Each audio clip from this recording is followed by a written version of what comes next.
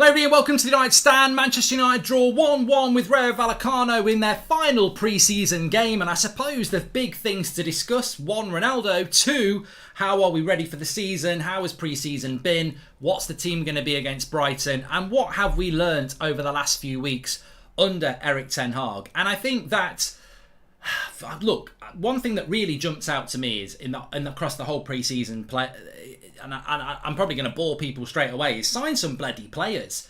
I've really enjoyed seeing people like Ahmad and Laird and Iqbal and Savage, but they're not going to play for us this season. And to a point, in no way am I disrespecting them. I want them to have great futures. And I'm not saying this for this reason. I'm saying it for another reason.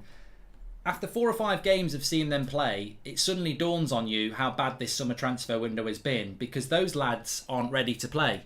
And yet we're seeing them play half an hour still right before the start of the season. We're just not ready. And I don't want to repeat what I said yesterday, but we're not ready. More importantly, sign some bloody players.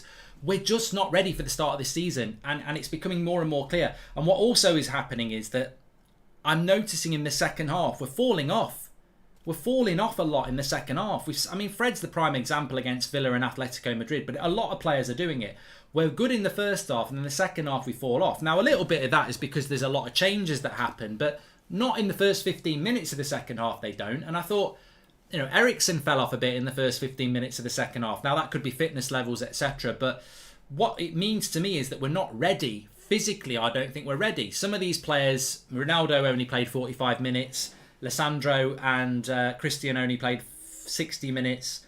Physically, we're just not ready for the start of the season. And I don't think some of our first teamers are ready either. So I just hope we've got enough to get that win next Sunday against Brighton, and these fitness levels can get better and better, because at the moment, it's almost like the players are taking on too much information. They're physically being worked hard, and they're mentally being worked hard. And I don't have a lot of sympathy for the modern footballer, but if you're a Man United player who's played under Solskjaer for the last 3 years, and even Mourinho, it's a very different style of football, and it's a very different style of fitness. You come back to Ten Hag and suddenly it's a very intense physical experience, and it's a very intense mental experience in how you're meant to play. So maybe there's a bit of overload, and maybe that's why we're falling off in the second half a bit. But TJ says loan Laird, Chong, Savage, keep Iqbal, Garnacho, etc. And what we in Ten Hag have learned is now we know why Ronaldo wants to leave, says Sean. Well, we'll talk about Ronaldo in a minute. There was some talk that Ronaldo left the game in the second half. I don't know whether that's true. If it did happen, you can read into it what you want. But we'll talk about that in a minute. Personally, he wants to leave. I love Ronaldo. I want him to stay. I think it's very clear why we need him to stay. I saw that in the first half. We'll do the player ratings, mark every player out of 10, 6 being the average, but he does want to leave. And I can't sit here and say that there's no ambition from these owners and expect someone like Ronaldo to want to stay. I can't sit here and say there's no ambition here from these owners and expect someone like Frankie de Jong to be begging to come and play for us. It is what it is. We are a football club that, for some reason, has owners that just do not get what this football club should be about. And I think our fans therefore have a bit of an identity crisis, because they're like, oh, they shouldn't come, or sell them if they don't want to be here, or don't come to us if you don't want us to be here. And then they forget who owns the club and how low they've forced us. Today's team beat Saturday's 10 times 10. Garnacho man of the match, only let down Martinez, bad gap on a run in average, and Varane not reacting to clear ball on Heaton's good first save, says Red Devil Ronnie. Don't know what you're talking about, mate. Genuinely don't know what you're talking about. I thought Martinez and Varane played really, really well. I think the goal was because of Tellez and Laird, and I thought Varane and Martinez were almost flawless. Yes, they misplaced a few passes, but defensively I thought they were very, very good. We'll go through those in a minute. But I think that when I looked at that game, a few players, it's really difficult, because the second half was like the second half yesterday. It was like the second half against Villa. It was a very different second half. But in the first half, I thought we moved the ball really, really well. I thought the only weakness in the first half was going down the right-hand side, where Laird and Chong just weren't on the same level of Garner, Donny, Eriksen, Ronaldo, Garnacho, even Tellez. I thought all of those played really well. Of course, I thought Varane and Martinez were very good as well. I thought in the first half we were really good. And it really was impressive the way Ronaldo, Eriksen, Donny were almost purposely playing one-touch football, because we were moving the ball so quickly. Garner wanted the ball off the back foot all the time. I thought the first half was good.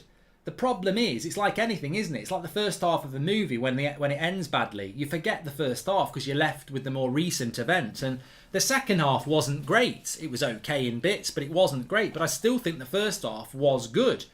Obviously, emotionally, you come out for the second half, Ronaldo's come off. That's disappointing. Then Eriksen and Lisandro come off. That's disappointing. You see the young lads come on. That's interesting. But we have seen these young lads play quite a lot, and it makes you realise where's the depth.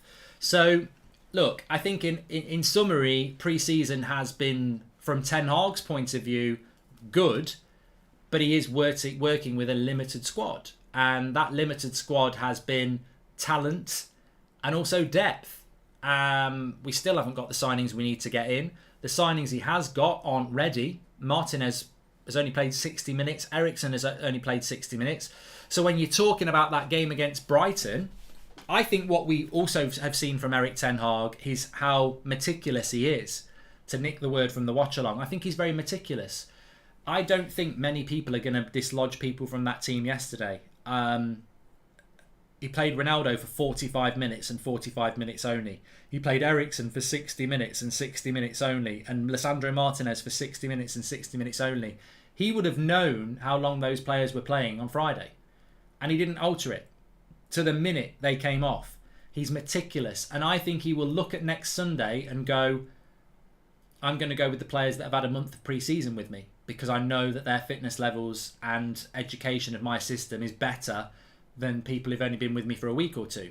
So I think I think it will be McFred in the midfield. I think it will be Bruno. It will be Rashford, Sancho, Martial. It will be Malacia or Shaw, Dalot, Maguire, De Gea. Maybe Lisandro Martinez comes in. I think he's too good not to come in. But I think the only player from today that gets into that starting lineup for Brighton is Lisandro Martinez. The question is, would I make any changes? Well, look, I like Martial, but Ronaldo's better. I'd play Ronaldo if he's fit. I'd find a place for Eriksen. I'd almost find a place for Donny. I thought Donny was fantastic today. So much of... I figured it out with Donny. You look at the chat when Donny plays, and he's either shit or he's brilliant.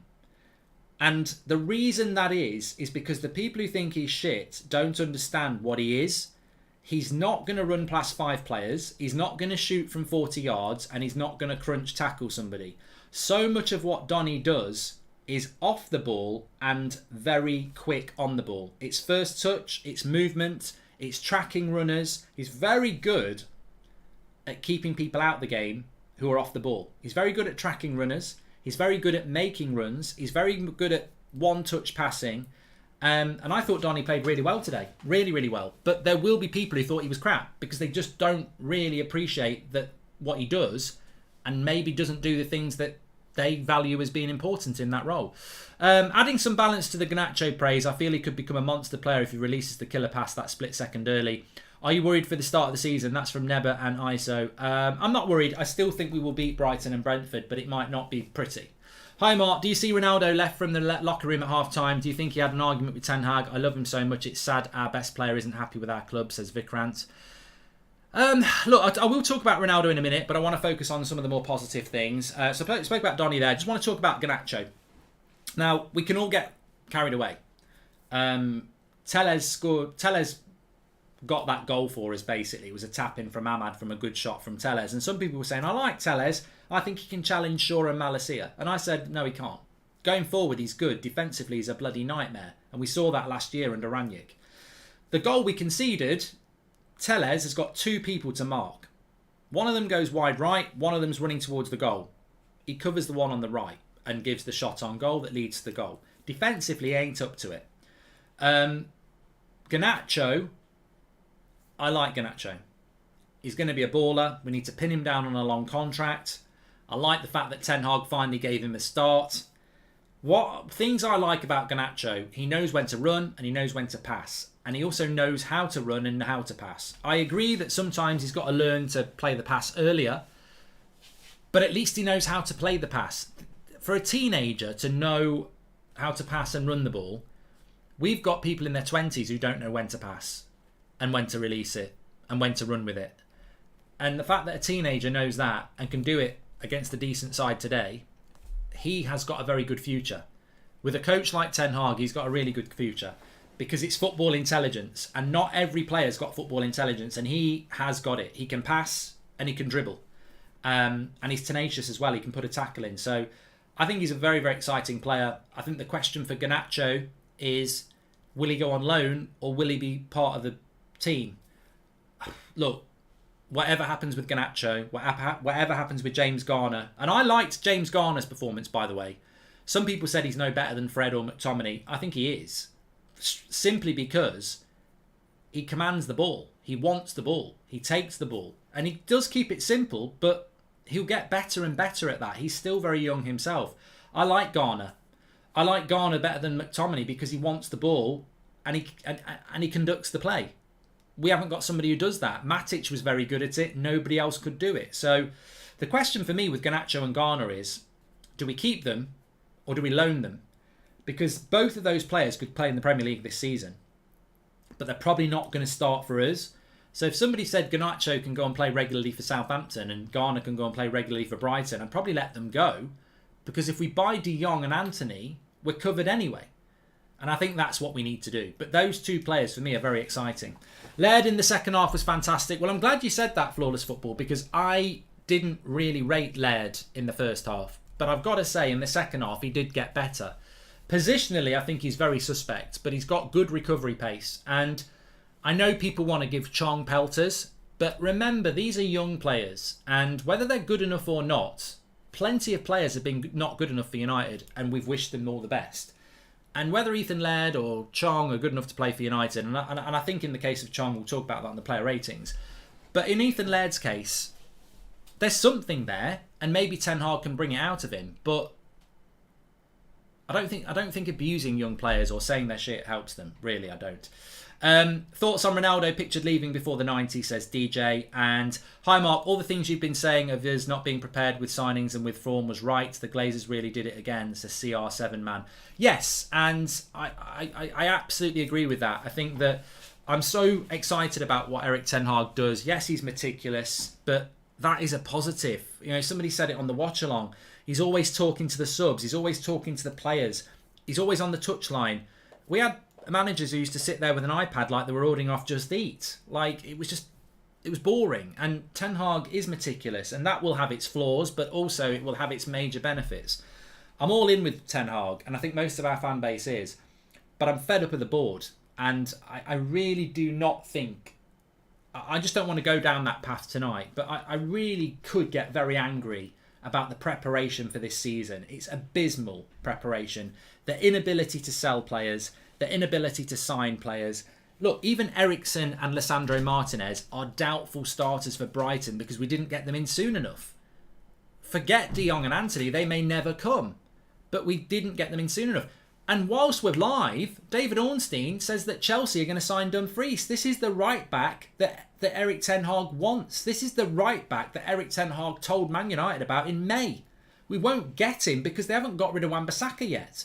So tell me this. If you're all in for Ten Hag like I am, what do you think about this board and the preparation for the summer? Have they backed this manager or have they screwed this manager? Well, we'll find out, because I don't think they've backed him.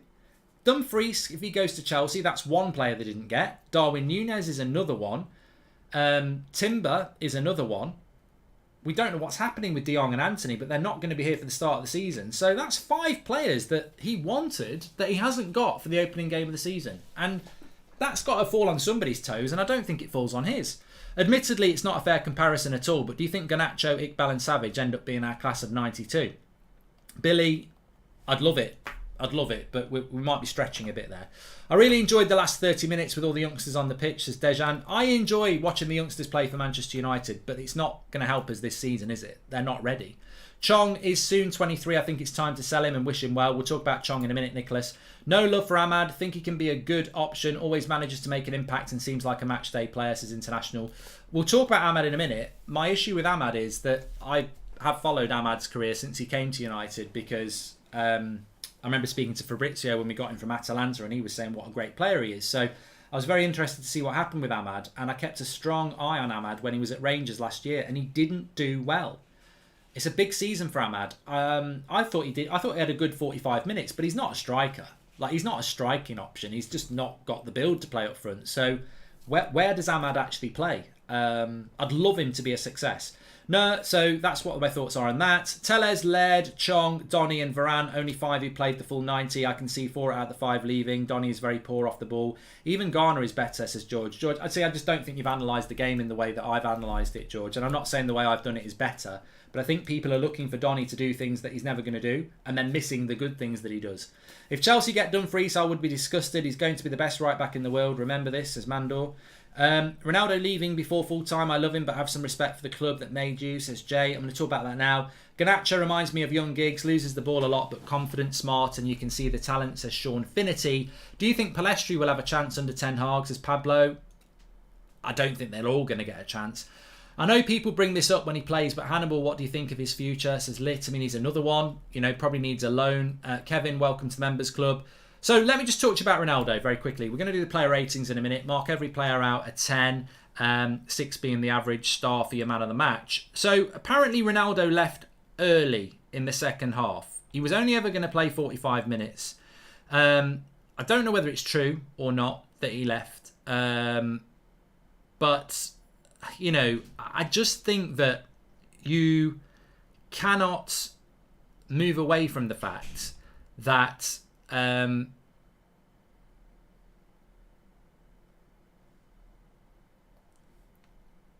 that people want to make this an issue. And if you want to make it an issue, why don't you go to Old Trafford today and try and boo him? I keep saying this, what's the point saying it on the live chat? What's the point saying it on Twitter? Anybody can be strong opinioned about something from the safety of a keyboard, but if you're so strongly against Ronaldo being at this club, why is he getting cheered and Viva Ronaldo at Old Trafford? Because he's a club legend, and I think that that's right. I come back to the same thing that I'll come back to before. I can't talk to you about Ronaldo because I can't win, and neither can you.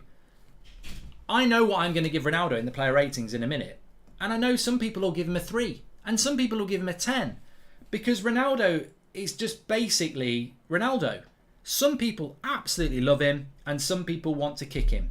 And we're losing. As a football club, we're losing the battle because we've now got people in the fan base who just can't stand him, and we've got the majority who love him. And it's just destructive. There's nothing I can say. There's no point in me even commenting because there's nothing I can say because some people will agree with me and some people won't. And it's gone beyond what really matters.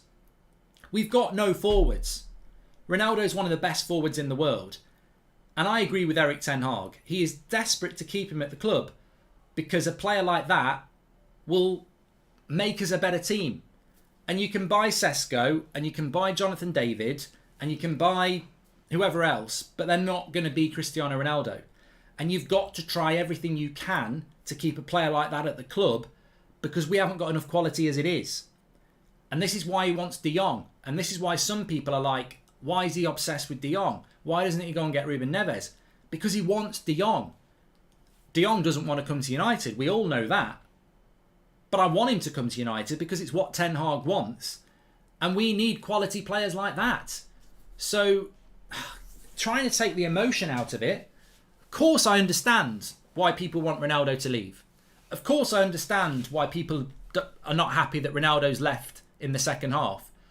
But I'm trying to look at this from a footballing point of view, and I'm not going to bite my nose off to spite my face. And what I mean by that is, if I say, get out of my club, Ronaldo, what am I left with?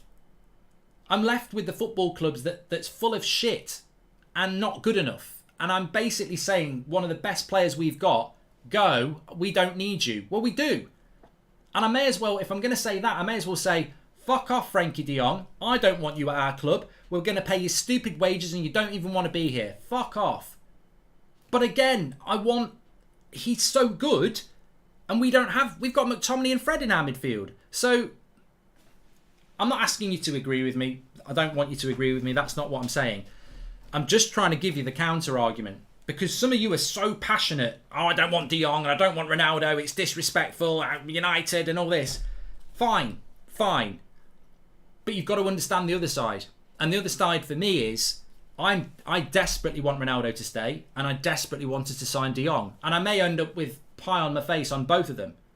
But Remember, Erik ten Hag wants that as well. We need quality. Cristiano Ronaldo in our team makes us a better team. Frankie de Jong in our team makes us a better team. I'm not getting my knickers in a twist because he left Old Trafford before the end of the game. I'm sorry, I'm just not that bothered about it. If you want to, that's fine. My comeback would be, all right, let's sell Ronaldo then. I'm on board. Let's get rid of him. In fact, I've got the power to do it. Let's sell him. What's your plan for this season then? We've only got Anthony Martial who can play up front. He's injury prone and inconsistent. And we need 3 strikers. So who are we playing up front? What are we going to do? We'll go and buy Sesko. Okay, we'll do well to get 10 million for Ronaldo and you want me to spend 40 on a 19-year-old. Where's this money coming from? So, I get it. I really do get it. I really do get why people would sell Ronaldo. But remember who owns this football club. We haven't got a midfielder and we haven't got Anthony yet. And you're selling a striker, our best striker, and saying we'll just buy somebody else. Like it's easy. We are witnessing one of our worst ever summer transfer windows. We've sold nobody.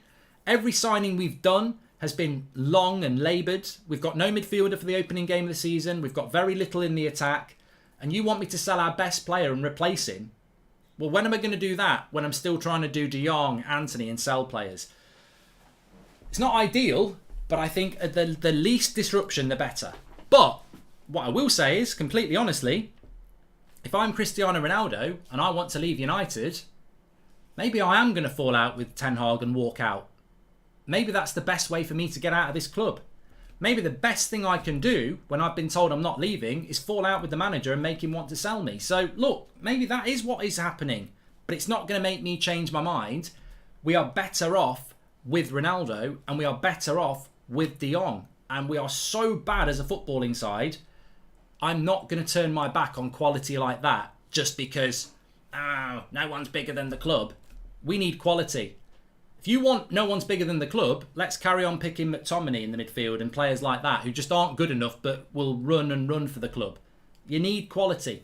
Liverpool don't win titles. Man City don't win titles because they've got players who run for the club. They've got players who run for the club but are also very, very good players, and that's what we need. Ronaldo always left the games early last season, even when we were still in the top 4, says Danny. I mean, who knows why he left? Maybe it was pre-agreed that he was going to leave. Maybe he's got a recovery tank at home. I don't know. There could be a very good reason for it. It was probably pre-agreed. And that's the thing. When you don't know the full story, everyone runs off. Hi, Mark. Sorry if you've mentioned it. What is the story about Ronaldo leaving? Says Vigna. Well, we don't really know the full story. Let's do the player ratings anyway. I think Garnacho is ready for winning team, but you don't throw him in a struggling team and expecting him to save the team, says Alaron. I think Garnacho, I think it's going to be very interesting to see who gets man of the match, actually, because I really want to sort of focus on the first half. I thought the first half was decent, and I thought the first half was much better than we saw yesterday. Tom Heaton, for me, gets a 6, made a couple of good saves. I'd be happy to give him a 6.5. I'd give Laird a 6. I thought first half I'd probably give him a 5. Second half I'd probably give him a 7. So I'd give him a 6. I thought, he got better as the game went on. He's definitely a player that's going to benefit from the loan again, 100%. Varane, I would give him a 7. I thought he played really well. Again, I think Varane sort of divides the fan base again. I don't get it. Is it because he's foreign? I don't know. Don't get it with Varane. But the reason I would give Varane a 7 is because Vallecano targeted Laird in the first half, and they must have put in about 6 or 7 crosses, and he dealt with every single one of them. There was one time when Falcao got away from Varane, and it would have been a world-class goal where he hit the bar. But I thought Varane played very, very well, so I would give him a 7. I would also give Lisandro Martinez a 7. For me, and I've been really waiting to do this, the moment of the game for me was not the goal. It was in the second half, around the 55th minute, maybe a little bit before. Ball goes forward to a Vallecano attacker. He's not even on the screen. He comes bombing through the back of the player, takes the ball, carries it a few yards, and then pings it into Garnacho. And I thought, that's what Ten Hag wants. That's what Ajax do. That's what all our centre-backs are going to have to learn to do. And that's what he can do straight away. He gave a glimpse of how Ten Hag's Ajax play. Those two centre-backs are aggressive, ball-playing centre-backs who will go and win the ball and are confident enough to do it. Maguire, Lindelof and Varane have to do it. It's going to be very interesting to see Maguire and Lindelof do it because they're always scared of missing it and being slow. But Martinez did it superbly well. And that was my moment of the game. I thought it was fantastic. Tellez, I'll give him a generous 6. He was at fault for the goal, but he got us a goal. Garner, look, I think he fell off a bit in the second half. Fitness levels, Garner. You've got to remember with Garner, I know he went on the tour, but he was injured. So he's probably 2 or 3 weeks behind everybody else.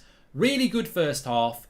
Second half, I think he got a bit tired. I like Garner. I really like Garner. I like his confidence. I like the way he wants the ball. I like the way he can keep it simple and mix it up. Remember that bit in the first half on the right wing where he nutmegged the player? I think Chong ended up losing it.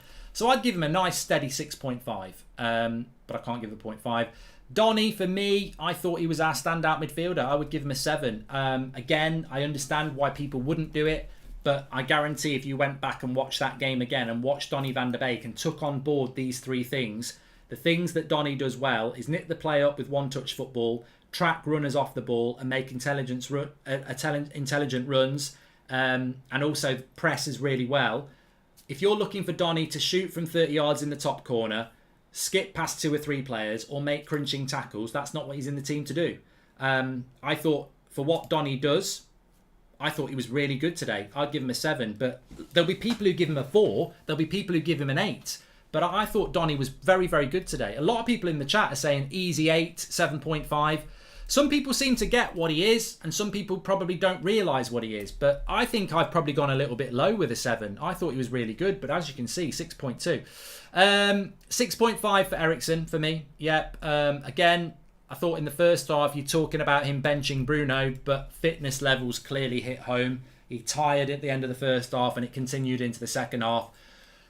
But Eriksen's not here to sit on the bench. I think it's going to be a really interesting development with Eriksen because he's going to start. Where is he going to start? That midfield 3 changes with Eriksen. You have 1 6 and 2 8s. We're used to 2 6s and a 10.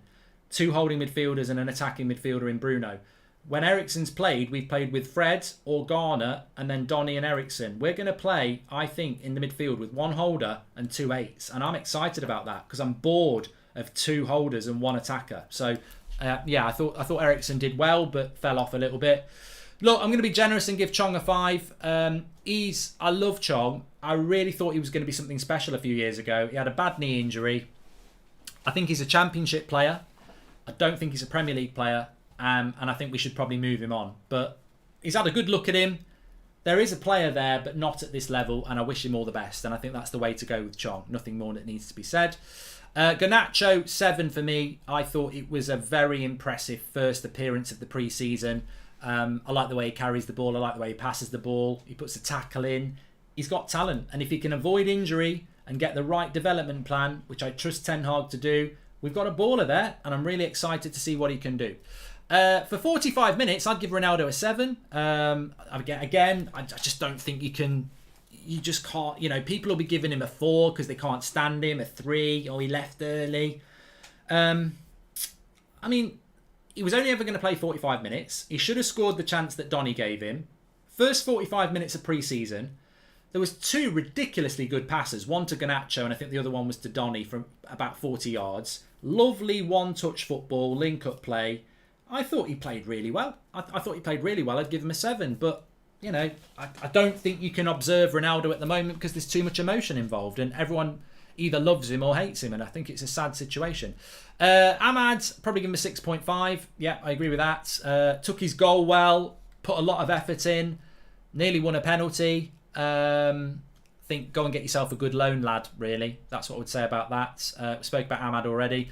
And then with this lot, very difficult. Bay, I'd probably give him a 6. Hannibal gets a 6. Iqbal, I like Iqbal. Some really good cameos. I'd almost give him a 6.5, to be honest. Show Retire, 6. Hansen, let's give him a 6. And that leaves us with Ten Hag. And you know what? Today, I'd probably give Ten Hag a 7. I thought in the first half we played well. And I just want to say this as well. Remember, some of these players are playing their first pre-season game. Some of these players have only been training for a couple of weeks. Some are recovering from injury. Some of them are new signings.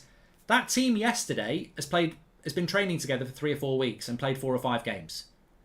I wasn't that impressed. That team today in the first half, most of them have never played together. Some of them have hardly trained.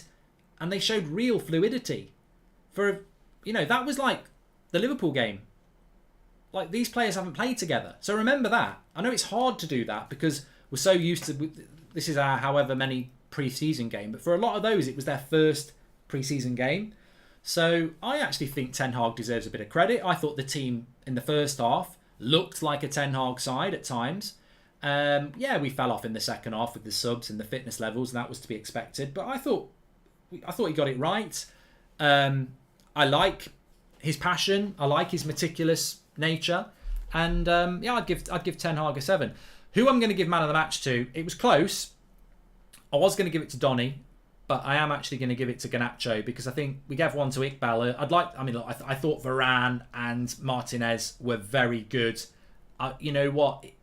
We're going to start with Maguire, aren't we? We know that, and we're going to probably start with Lisandro Martinez and Maguire. But it was the first time in a long time that I actually felt with our defence confident. Like, it was Lisandro and Varane, and I just felt confident. Even though it was Heaton in goal, I just felt confident, and it's a long time since I felt like that. So yeah, I thought Varane and Martinez were great. I wish they were our starting pair, but no, they're not. Right, let's go with who your man of the match was. There we go. 70% for Garnacho. Great to see that Donny got 19% in second place. Various others, but Garnacho, landslide. Make sure you smash a like on the video for Garnacho. We finally got to see him play in pre-season, and it was well worth the wait. I really enjoyed it. Really, really pleased with him. So, look, pre-season's over. I think the Brighton team will be the team from yesterday with Martinez in for Lindelof. I don't anticipate a lot of changes. The Ronaldo situation is going to run and run. The De Jong situation is going to run and run, and so is the Anthony situation. We may keep all three. We might not get any of them. Dumfries looks like he's going to Chelsea. We're not ready for this season. The manager hasn't been backed by this board, but I think the manager is doing what he can do with what he's got. There are some encouraging positives. There's also some concerns. But today, that team hasn't had a lot of pre-season, hasn't played together, and I thought it was a reasonable game. Thanks everyone for watching. Please smash a like on the video. Make sure you subscribe, and I'll